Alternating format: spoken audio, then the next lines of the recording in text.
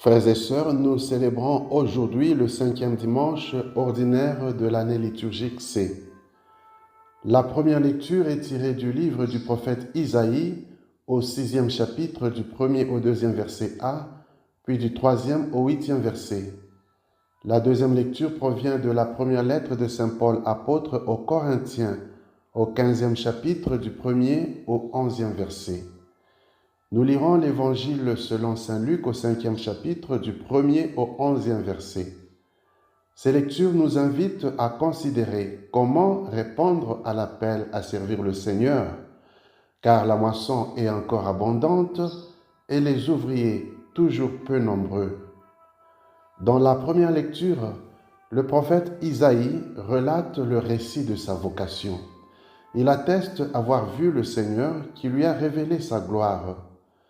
Pécheur qu'il était, il s'en est montré indigne, mais Dieu lui a accordé sa miséricorde et l'a purifié pour faire de lui le messager de sa parole.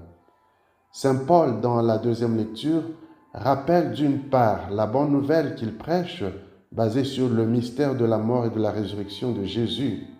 D'autre part, il rappelle aussi sa vocation et montre comment, de pécheur qu'il était, il est devenu apôtre de Jésus au même titre que les 12, sans aucun mérite de sa part. Quant à l'Évangile, il parle de l'appel de Simon-Pierre lors de la pêche miraculeuse, après que Jésus ait demandé d'avancer au large. À la vue de ce signe, Simon réalise son indignité au point de demander à Jésus de s'éloigner de lui.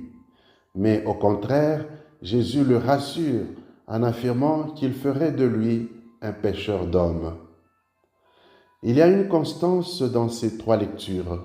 D'une part, Dieu révèle sa gloire à la personne qui l'appelle, et d'autre part, la personne reconnaît sa fragilité et son indignité face à la majesté de Dieu. Il en est de même de nombreuses autres personnes que le Seigneur appelle. Mais en dépit de ce sentiment d'indignité, c'est Dieu lui-même qui appelle l'homme tel qu'il est. Dieu n'attend pas que l'homme se soit sanctifié pour l'appeler à le servir. C'est plutôt Dieu lui-même qui fait agir sa grâce, comme le dit saint Paul dans la deuxième lecture. Dans son amour, Dieu accorde sa miséricorde à l'homme et lui redonne sa dignité.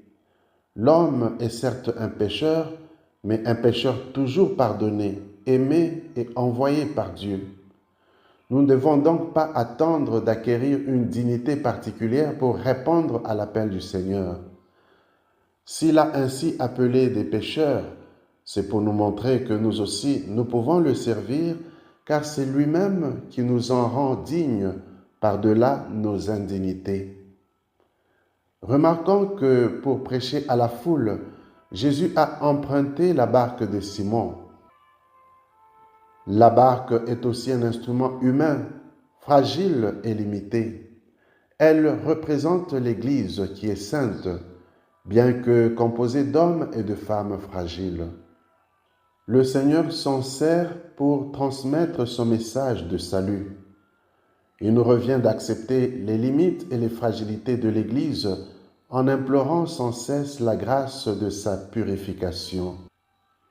La barque représente donc Simon lui-même avec toutes ses limites.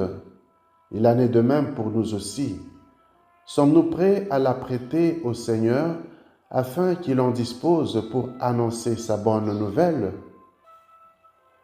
Par ailleurs, c'est sur l'ordre de Jésus que Simon a attrapé beaucoup de poissons, au point de faire recours à ses amis qui étaient dans l'autre barque. Pour nous aussi, lorsque nous avons peiné sans rien prendre, nous ne devons pas nous arrêter, car le Seigneur nous invite à avancer au large et aller toujours plus loin. Il nous suffit de l'écouter et de lui obéir comme a fait Simon.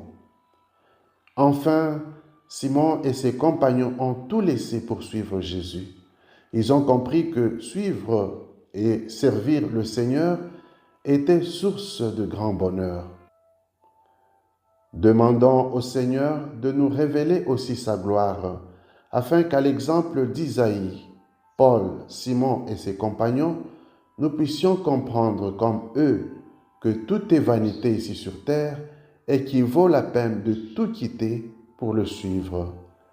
Amen.